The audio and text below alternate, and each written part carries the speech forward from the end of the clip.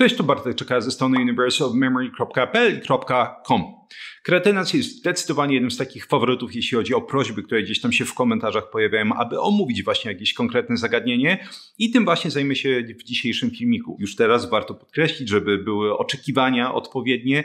Absolutnie nie będę omawiać zastosowania kreatyny w odniesieniu do sportu, jakiegokolwiek rodzaju sporty siłowe, wytrzymałościowe, wpływ na pracę mięśni. Te tematy, te zagadnienia są po prostu jak saszetka sagi, która została zapożona 40 razy. Bardzo smutno po prostu się na to patrzy i wydaje mi się, że niewiele już da się z tego wycisnąć, bo jestem pewien bez nawet żadnego researchu tutaj, że prawdopodobnie na YouTubie są tysiące filmików właśnie na ten temat. Co dzisiaj będę omawiać i podejrzewam, że są to zagadnienia dużo ciekawsze, bo też jeszcze raz rzadko omawiane, to jest wpływ zastosowania kreatyny i to kreatyny suplementacyjnej, warto podkreślić. Nie mówimy tutaj o kreatynie pochodzenia, że tak powiem, jedzeniowego, mówiąc krótko. Będziemy omawiać wpływ kreatyny suplementacyjnej na zdrowie psychiczne, na zastosowanie w leczeniu potencjalnie chorób neurodegeneracyjnych, jak wpływa na wydajność mózgu, jak będzie wpływać na poziom energii oraz między innymi zastosowanie, jeśli chodzi o układ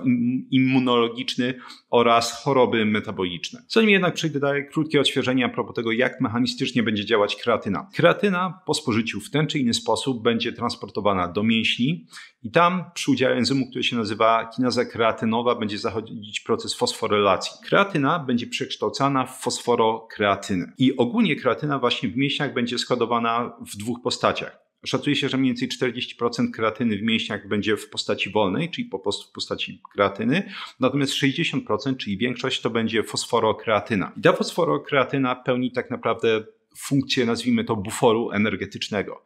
To znaczy w momencie, w którym będziemy zużywać te cząsteczki nasze, tą walutę energetyczną, jak w kółko powtarzam, ATP, czyli cząsteczki trifosforanu adenozyny, fosforokreatyna może przekazywać grupy fosforanowe innemu takiemu związkowi energetycznemu, który się nazywa ADP, czyli difosforan adenozyny i w tym momencie właśnie ADP jest przekształcane w ATP.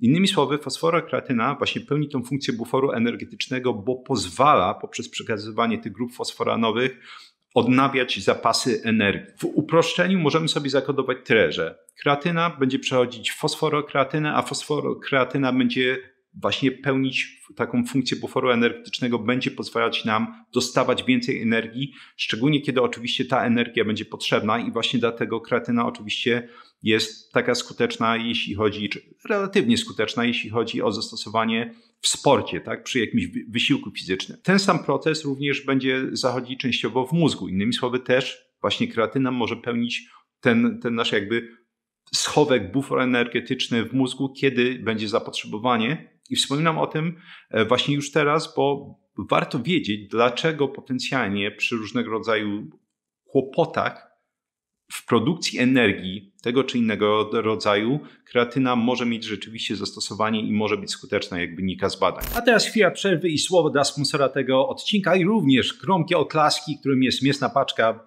Ona właśnie sponsoruje ten gigantyczny odcinek o kreatynie. I Mięsna Paczka, jeśli ktoś jeszcze nie kojarzy, a mam nadzieję, że już kojarzą wszyscy, jest dostawcą mięsa z certyfikowanych ekologicznych polskich gospodarstw, gdzie, jak w kółko powtarzam, hodowla odbywa się jak Bozia przykazała. Nie ma używanych żadnych boosterów wzrostu na żadnym etapie hodowli i to samo tyczy się antybiotyków.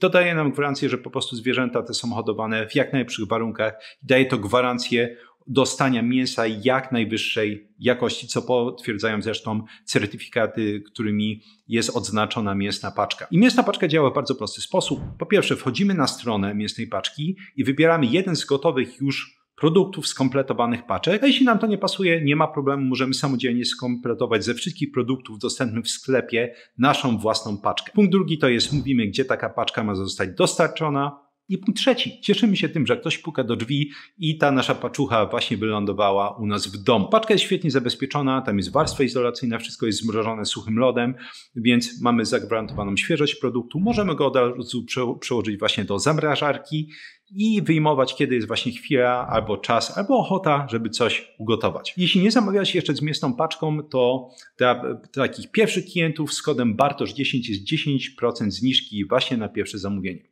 Ja jak zawsze serdecznie polecam ze swojej strony. Dzięki jeszcze raz Mięsnej Paczce za sponsorowanie tego odcinka i lecimy dalej. Przechodzimy więc do badań i jeszcze tutaj pół słówka uwagi.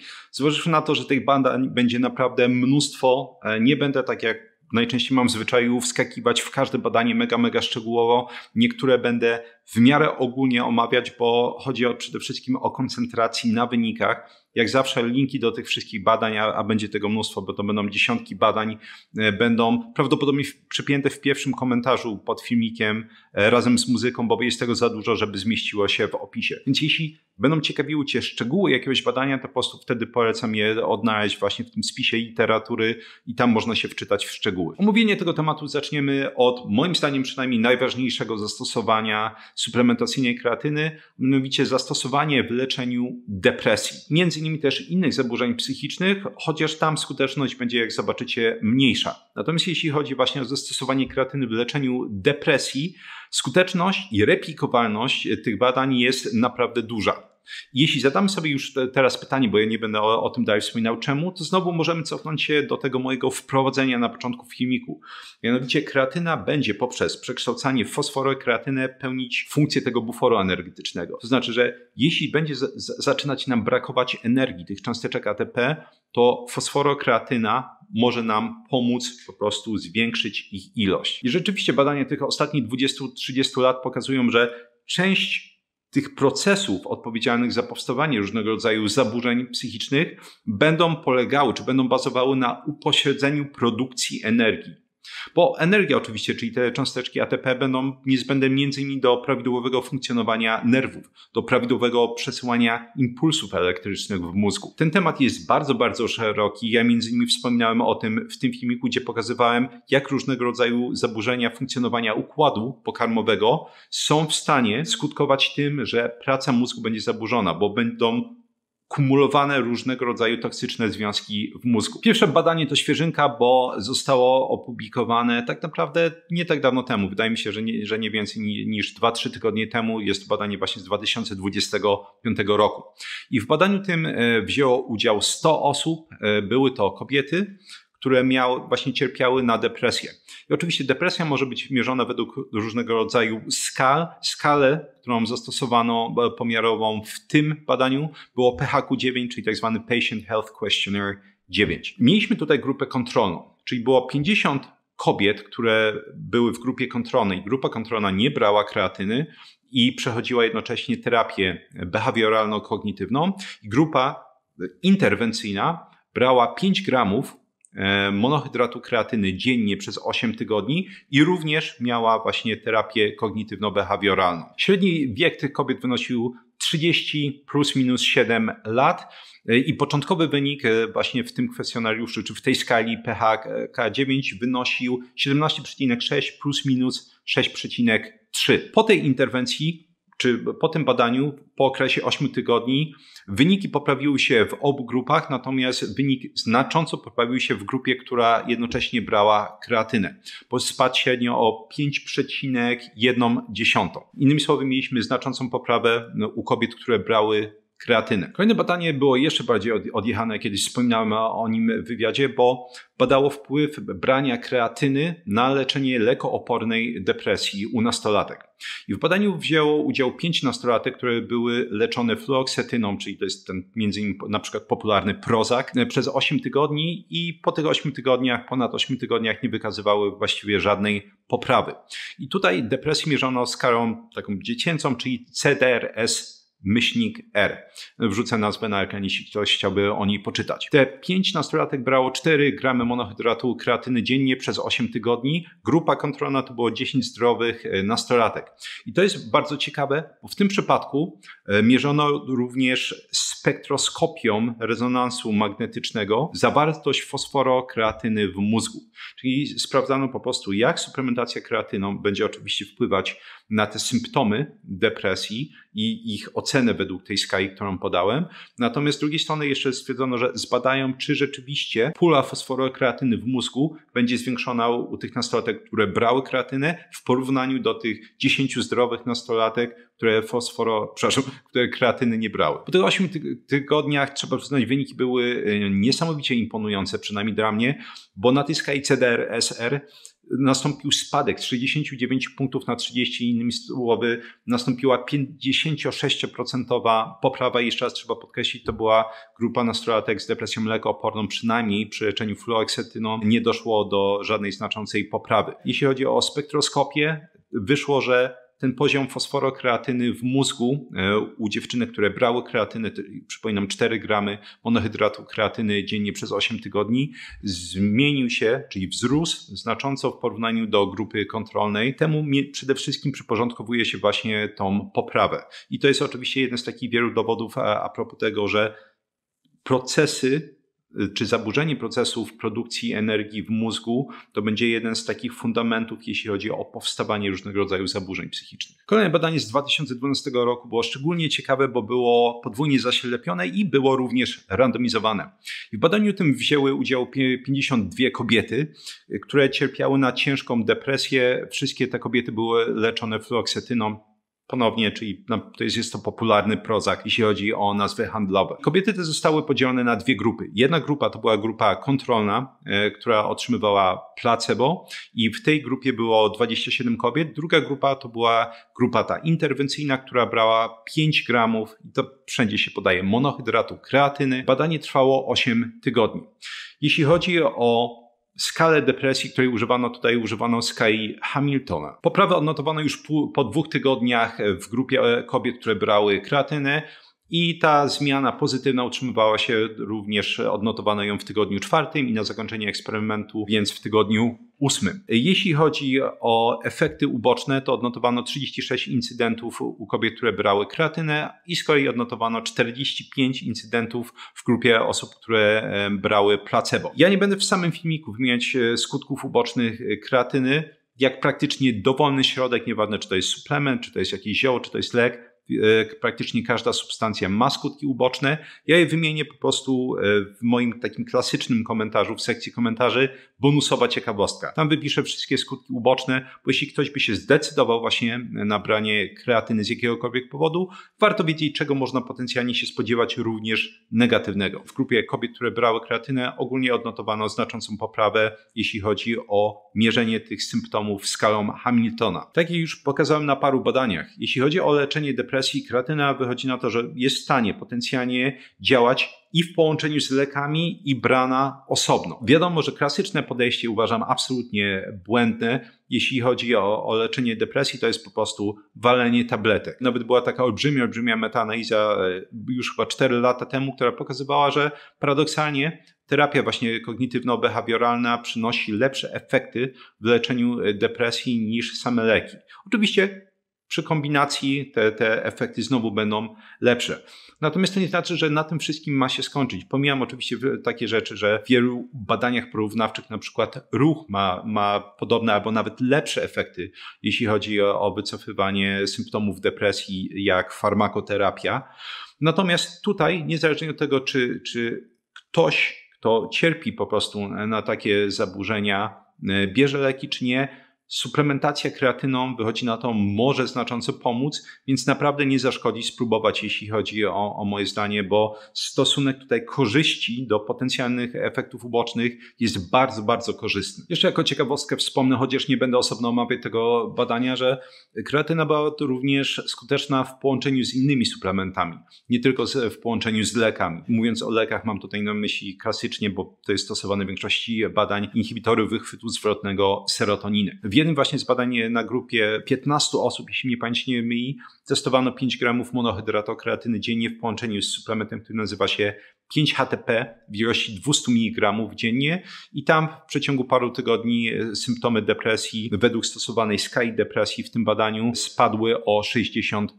Jeśli kogoś interesuje, to ten suplement 5-HTP razem z tryptofanem omawiałem w tym filmiku. Mówiąc w uproszczeniu, po prostu jest to suplement, który będzie zwiększać poziom serotoniny w organizmie. Jeszcze jako inna ciekawostka, właśnie ta serotoninowa teoria podłoża depresji też została obalona już, bym powiedział parę ładnych lat temu.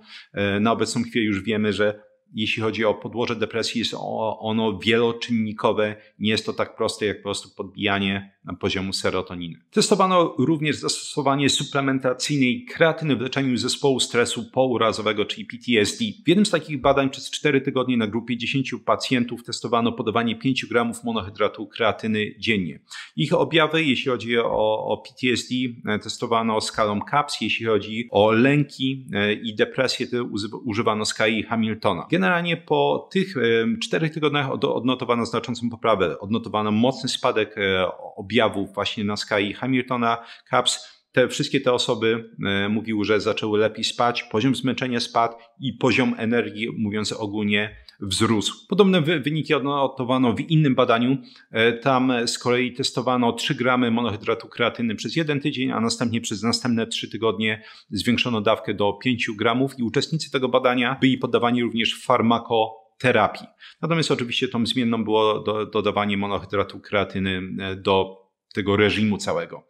I również tutaj odnotowano znaczącą poprawę, jeśli chodzi o ich symptomy, przy czym podkreślono, że największa poprawa została odnotowana u tych osób z PTSD, które jednocześnie cierpiały na ciężkie zaburzenia depresyjne. Czyli znowu tutaj wychodzi na to, że jeśli chodzi o leczenie depresji, replikowalność zastosowania kreatyny jest naprawdę duża. Kreatynę testowano również w leczeniu schizofrenii i tutaj po prostu wyniki były żadne, można powiedzieć. Były 2 badania w 2013, 2016. Próbki badanych osób były dosyć małe, jak w większości tych zresztą innych badań. Nie przekraczały 20 osób. Testowano od 3 do 5 gramów monohydratu kreatyny i generalnie nie było w porównaniu do placebo żadnych zmian, jeśli chodzi o jakiekolwiek funkcje, czy to neurokognitywne, czy jeśli chodzi o ogólne samopoczucie.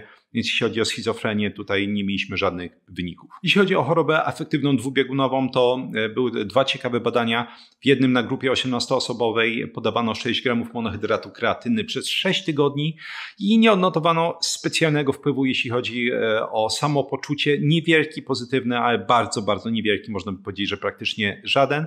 Natomiast odnotowano poprawę w testach zdolności werbalnych, żeby było ciekawe.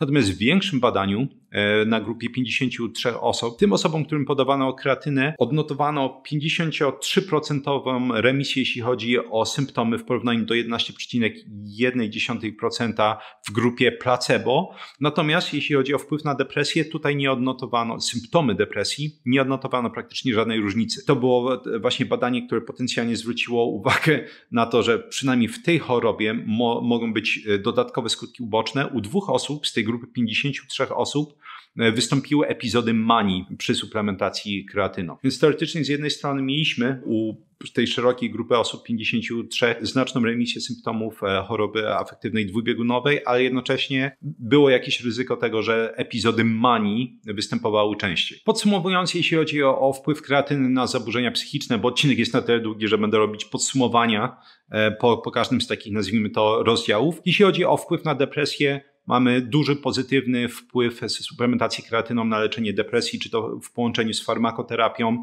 czy osobno, a nawet właśnie tak jak mówiłem, nawet w połączeniu mamy takie wyniki badań w połączeniu z innymi suplementami, takimi jak 5-HTP. Jeśli chodzi o wpływ na schizofrenię, nie ma właściwie żadnych tutaj pozytywnych, ani też negatywnych wyników. Jeśli chodzi o leczenie zaburzeń lękowych, mamy niewiele badań i generalnie można powiedzieć, że jest niewielki pozytywny wpływ, ale nic niesamowitego. Jeśli chodzi o leczenie choroby afektywnej dwubiegunowej, obiecujące przynajmniej wstępnie wyniki, ale jest, no właśnie, podkreślenie tego ryzyka, że mogą występować epizody manii u osób, które biorą właśnie ten monohydrat kreatyny suplementacyjnie. Dodatkowo, jeśli chodzi o leczenie zespołu stresu pourazowego, mamy tutaj dosyć fajne, wstępne oczywiście cały czas wyniki, że suplementacja kreatyną może pomóc takim osobom. Jeśli chodzi o zaburzenia neurodegeneracyjne, zaczniemy od choroby Parkinsona. W pierwszym badaniu brało udział 60 osób, badanie trwało 2 lata. Tam dawki były zmienne, na początku stosowano ładowanie kreatyny, czyli 20 gramów dziennie przez 6 dni, następnie 2 gramy dziennie przez 6 miesięcy i następnie 4 gramy dziennie przez następne 18 miesięcy. Ogólnie jeśli chodzi o podstawowe symptomy Parkinsona, nie odnotowano żadnych zmian, odnotowano zwiększenie czy polepszenie samopoczucia ogólnie u takich osób. Było inne badanie, które było już zdecydowanie większe i zawierało między innymi grupę kontrolną biorącą placebo. To była grupa badanych 1741 osób i brano tam 10 gramów dziennie monohydratu kreatyny i po 5 latach nie odnotowano absolutnie żadnych zmian tam z kolei ani jeśli chodzi o samopoczucie, ani jeśli chodzi o podstawowe symptomy występujące w chorobie Parkinsona. Jeśli chodzi o chorobę Huntingtona, mieliśmy 2 badania w 2001 na grupie 40 paru osób i w 2017 na grupie już ponad 500 osób. W tej pierwszej grupie przez rok brano 5 gramów monohydratu kreatyny, w tej drugiej brano, uwaga, do 40 gramów monohydratu kreatyny przez okres 4 lat. Podsumowanie jest takie, żadnych efektów. Nie było absolutnie żadnych efektów, jeśli chodzi o jakiekolwiek objawy, samopoczucie i tak dalej, więc stwierdzono, jeśli chodzi o chorobę Huntingtona, suplementacja kreatyną nie jest wskazana, nie ma żadnych efektów. Jeśli chodzi o chorobę Alzheimera, dosyć dziwne, ale do tej pory nawet nie ma jednego badania klinicznego, które było przeprowadzone na ludziach. Jedyne co, jeśli chodzi o literaturę, to mamy wzmianki, że jeśli chodzi o modele zwierzęce, modele gryzoni, rzeczywiście wyniki są obiecujące. Były 2 badania przeprowadzone na myszach. Jeśli chodzi o też model choroby Alzheimera u gryzoni, nastąpiła znacząca poprawa, natomiast do tej pory nie ma tak naprawdę żadnych wskazań, czy warto potencjalnie, oczywiście oficjalnych, klinicznych, czy warto podawać kreatynę osobom z chorobą Alzheimera, czy nie. Podsumowując, jeśli chodzi o choroby neurodegeneracyjne, kreatyna się tutaj nie sprawdziła, brak danych dla choroby Alzheimera, wyniki obiecujące dla modelów gryzoni, ciężko ekstrapolować te dane oczywiście z modelów gryzoni na ludzi.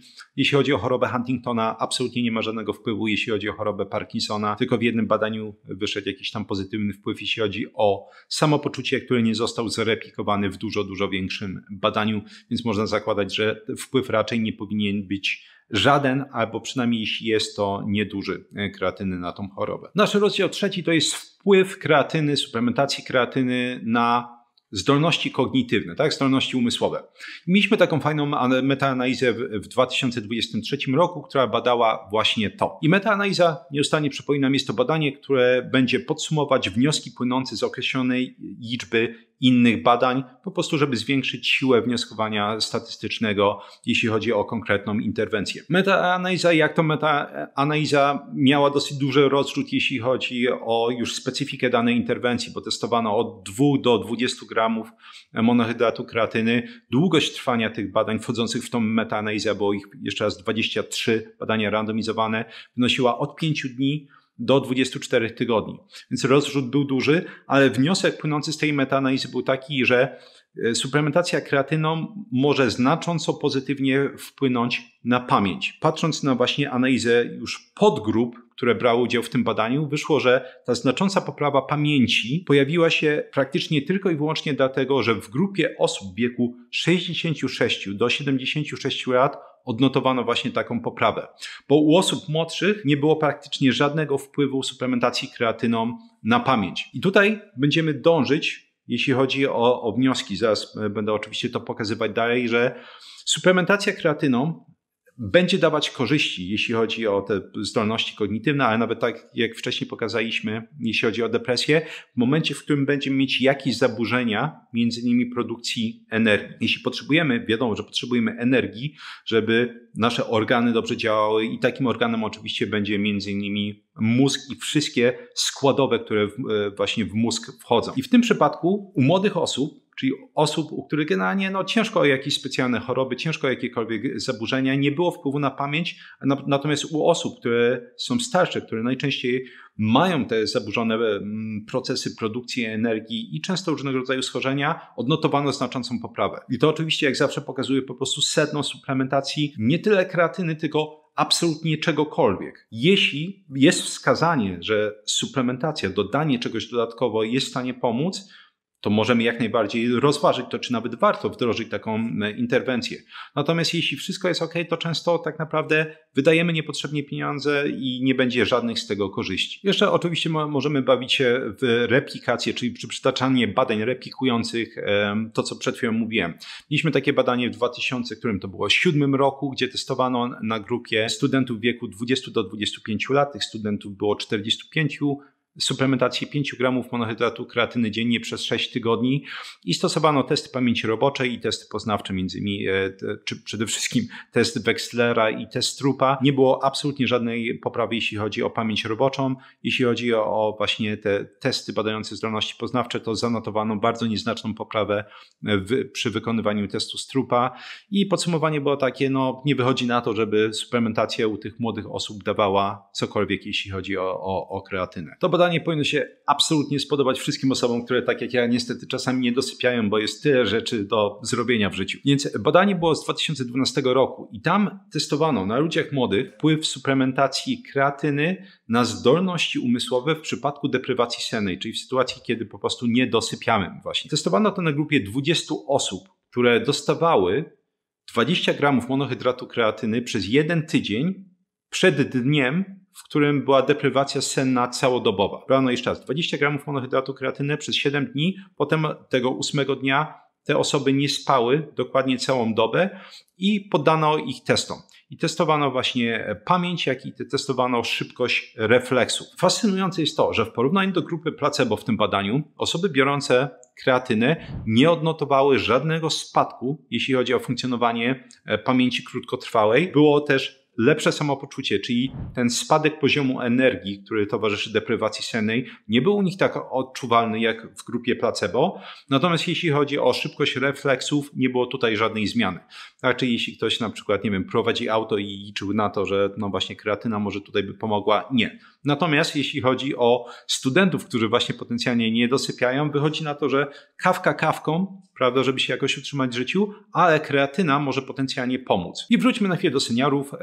Testowano kreatynę w ilości 10 gramów monohydratu kreatyny dziennie przez okres, to było 12 tygodni na grupie 75 seniorów, osób w wieku 66 do 76 lat. No właśnie, sprawdzano, jak to wpłynie na ich zdolności kognitywne. Wyszło, że była nieznaczna poprawa pamięci epizodycznej, jeśli chodzi o wyniki testu MMSE, czyli Mini Mental State Examination, nie odnotowano poprawy. Natomiast badanie podsumowano w ten sposób, że największy zauważalny wpływ pozytywny suplementacji kreatyną u takich osób był u osób, które już miały na starcie dużo gorsze zdolności kognitywne. Podsumowując właśnie ten trzeci rozdział, czyli wpływ kreatyny na zdolności kognitywne, możemy sobie powiedzieć, wpływ będzie pozytywny właśnie u osób, które mają z jakiegoś powodu zaburzone procesy produkcji energii. W przypadku młodych osób nie odnotowywaliśmy praktycznie żadnej zmiany, ale uwaga, zmiana była już zauważalna u młodych osób w momencie, w którym pozbawiliśmy ich snu, na przykład 1 dobę, tak? Co znacząco będzie obniżać na przykład rzeczywiście ten proces produkcji energii.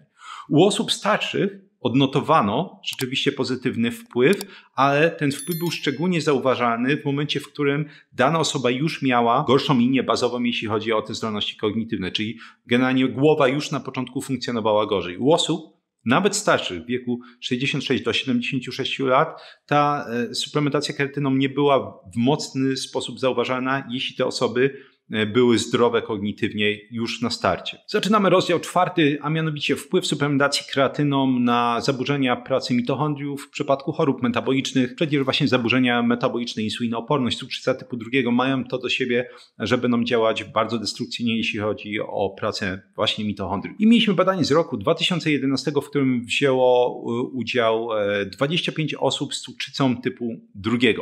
Samo badanie trwało 12 tygodni i osoby te spożywały 5 gramów monohydratu kreatyny dziennie w tym okresie. Grupa placebo nie brała kreatyny i miała ćwiczenia aerobowe 3 razy w tygodniu.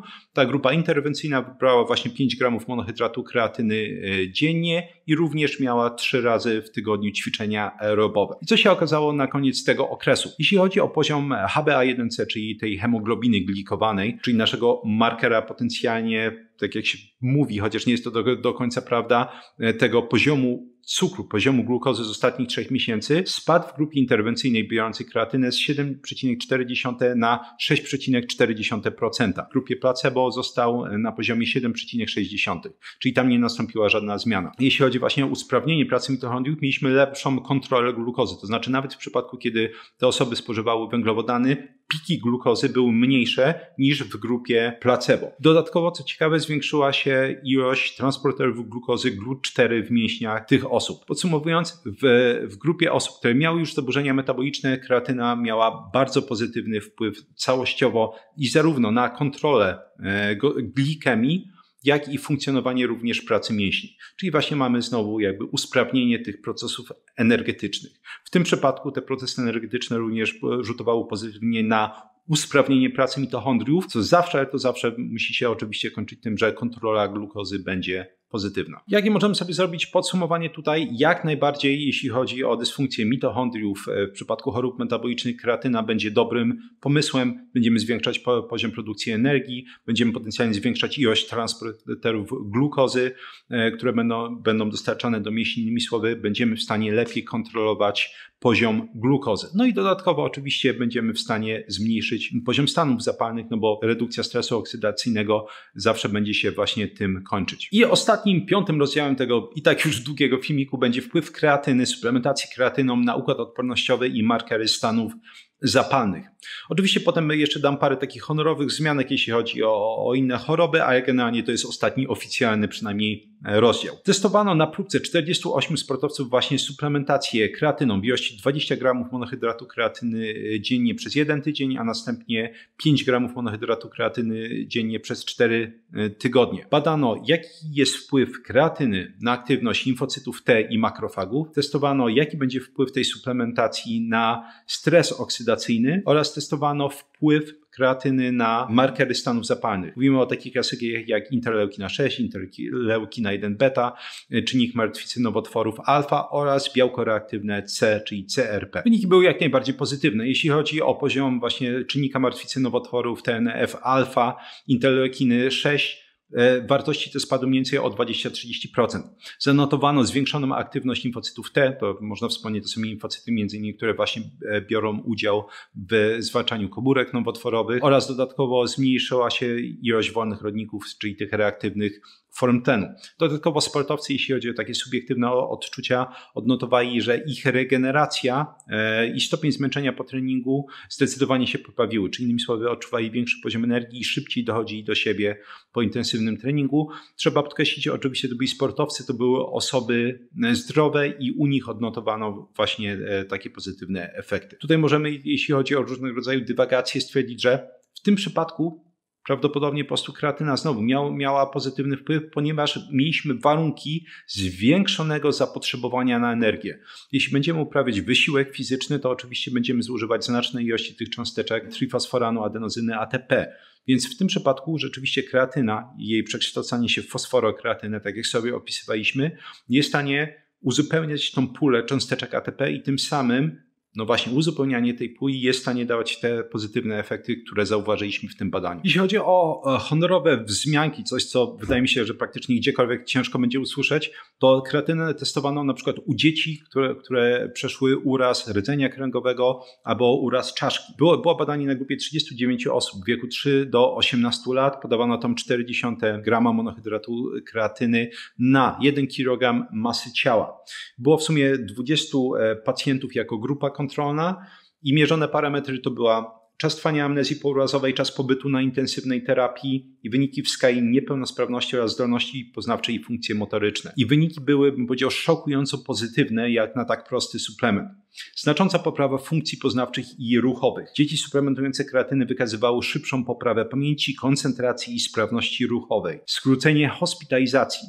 Pacjenci z grupy kreatynowej mieli średnio o 3 dni krótszy pobyt na intensywnej terapii w porównaniu do grupy kontrolnej.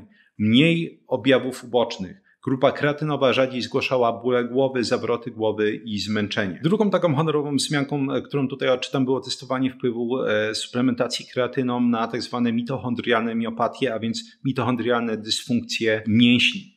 I w sumie były 3 takie badania, które obejmowały 38 pacjentów z różnego rodzaju właśnie miopatiami mitochondrialnymi.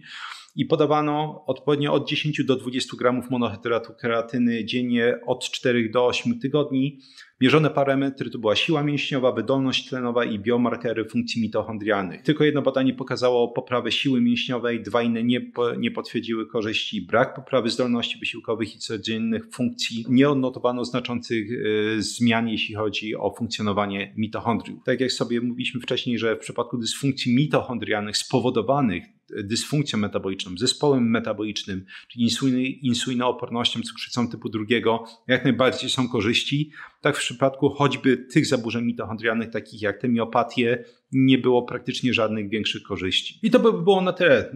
To był na pewno gigantyczny przegląd tych wszystkich korzyści, ale mam nadzieję, że to, z czym zostaniesz właśnie po tym przeglądzie, to to, że właśnie kreatyna jak najbardziej może być skuteczna suplementacyjnie, natomiast właśnie musi istnieć jakaś potrzeba, tak? I tak jak sobie pokazywaliśmy na wielu przykładach, ta potrzeba generalnie powinna wynikać z tego, że jest zwiększone zapotrzebowanie na energię. Dlatego oczywiście u osób, które są bardzo aktywnie fizyczne, wychodzi na to, że kreatyna będzie w stanie pomóc. U osób starszych jest w stanie pomóc kognitywnie, jeśli ich funkcja kognitywna jest już na starcie dobra. Im jesteśmy zdrowsi, albo i w ogóle jeśli jesteśmy zdrowi, to możemy spodziewać się, że suplementacja kreatyną będzie miała właściwie tylko jeden skutek i to negatywny. Będzie drenować kieszeń, bo nie odnotujemy praktycznie żadnych pozytywnych skutków. Natomiast oczywiście, jeśli chodzi o wszystkie te badania, o których mówiłem, dotyka ich ograniczenie, które dotyka praktycznie dowolnego leku, dowolnego suplementu, to znaczy nigdy nie wiemy tak naprawdę, czy te efekty będą utrzymywać się po 5, po 8, po 10, 15, 20 latach. Patrząc ogólnie na badania, można powiedzieć, że tak, najprawdopodobniej tak. Kreatyna jest jednak, bym powiedział, absolutnie naturalnym składnikiem dla naszego ciała.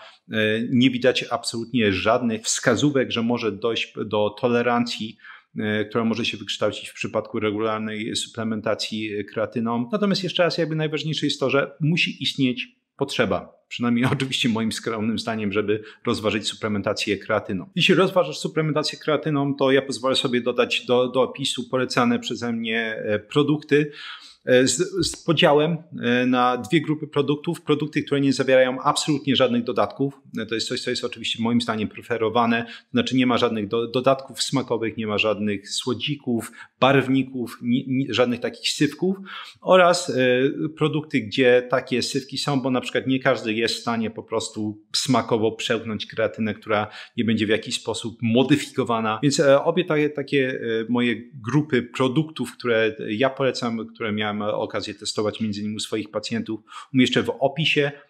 To będą linki afiliacyjne, przynajmniej niektóre z nich, bo nie wszystkie chyba te produkty nawet będą miały linki afiliacyjne. Czyli innymi słowy, jeśli ktoś by kupił produkt, to ja tam dostanę pewnie parędziesiąt groszy od takiego produktu. Jeśli komuś to przeszkadza, rozumiem, można wtedy skopiować samą nazwę takiego produktu, przekleić sobie do wyszukiwarki i znaleźć ten produkt w ten sposób. Tutaj potrzebne jest jeszcze na koniec ostrzeżenie dla każdej osoby, która bierze kreatynę albo zamierza brać kreatynę, żeby nie panikować. I co mam tutaj na myśli? Kreatyna ma to do siebie, że będzie przekształcana w kreatyninę, która będzie wykrywana w krwiobiegu, bo właśnie w krwiobiegu ona będzie dalej tam przekazywana do nerek i usuwana z organizmu. Natomiast, jak pewnie przynajmniej duża część z Was wie, kreatynina jest używana jako marker funkcji nerek. Niestety, w przypadku suplementacji kreatyną, kreatynina będzie podwyższona w krwiobiegu, co może stworzyć złudne wrażenie, że pogarsza się funkcja nerek u takiej osoby.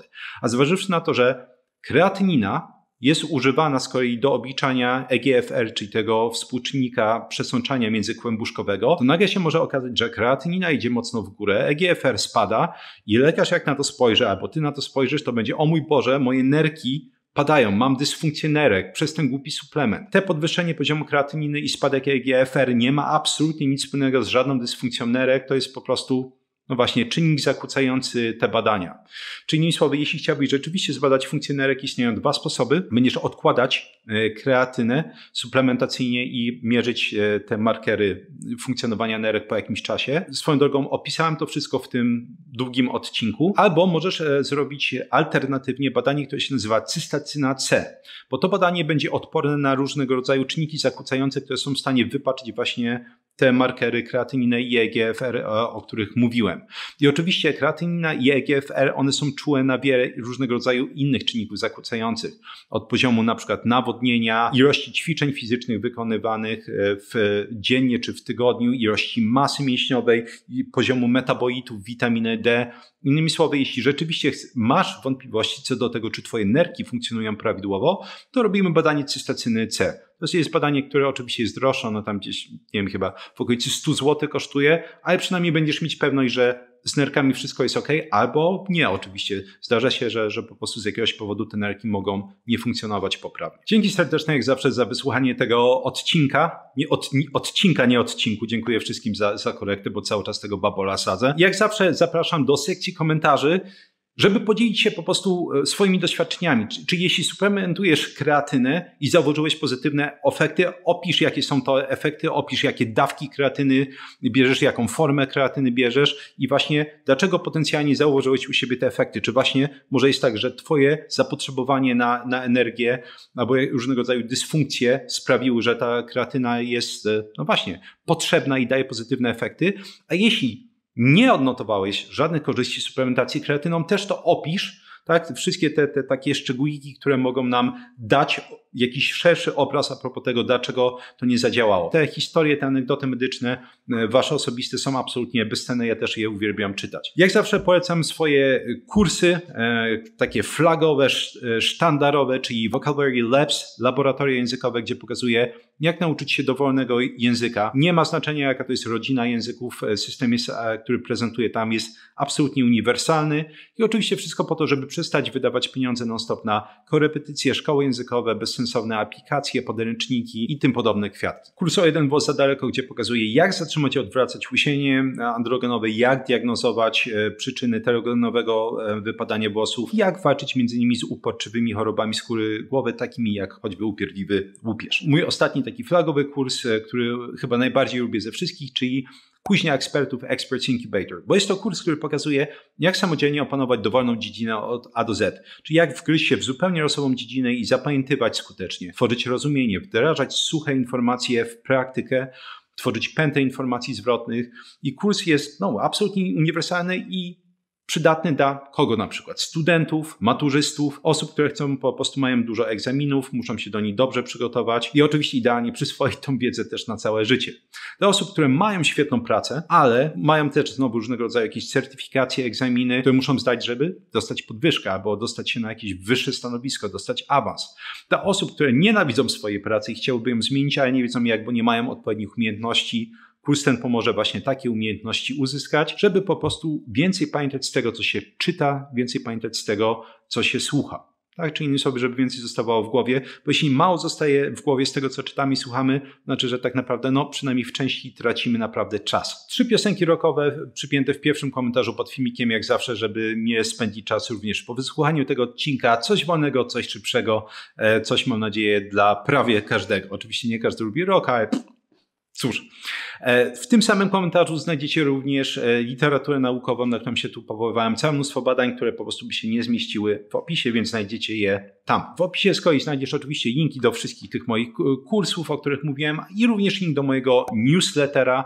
Tam można wpisać swój adres mailowy w okienku, które wyskakuje i wysyłam artykuły na temat właśnie poprawy pamięci, nauki języków obcych, poprawy produktywności i sporadycznie m.in. analizy badań naukowych. Również w opisie będą linki właśnie do tych polecanych przeze mnie rodzajów kreatyny suplementacyjnej. Zarówno naturalne, bez żadnych słodzików, różnego rodzaju barwników i tym podobnych, jak i takie, które, te słodziki będą miały, ale przynajmniej skład jest od biedy akceptowalny. Chociaż jeszcze raz, te czystsze produkty oczywiście są zawsze preferowane. Jeśli kogoś interesują wszystkie te informacje, a w tym filmiku było ich naprawdę mnóstwo, i chciałby się ich jak najszybciej nauczyć z powodu swoich zainteresowań, albo może z powodu tego, że pracuje po prostu w tej branży medycznej czy okołomedycznej, to ta opcja jest dostępna dla patronów tego kanału. Patronat kosztuje 40 zł miesięcznie. Można sobie nawet zapisać się na 1 miesiąc, jeśli ktoś ma ochotę. I właśnie można ściągnąć fiszki do tego odcinka, jak i ponad 120 poprzednich odcinków, bo już tyle po prostu tych fiszek jest. Również dla patronów kanału dostępna jest sekcja Badanie Tygodnia, gdzie raz w tygodniu omawiam właśnie najciekawsze badanie danego tygodnia wraz z moim omówieniem i odniesieniem do innych badań naukowych bardzo często. Również dla patronów jest dostępne w forum, gdzie można mi zadawać pytania, albo mamy różnego rodzaju też ciekawe rozmowy na tematy medyczne i okołomedyczne. Dzięki serdecznie za wysłuchanie tego odcinka, to chyba najdłuższy, który nagrałem do tej pory i widzimy się w następnym. I w tym badaniu, tak jak mówiłem, wzięło...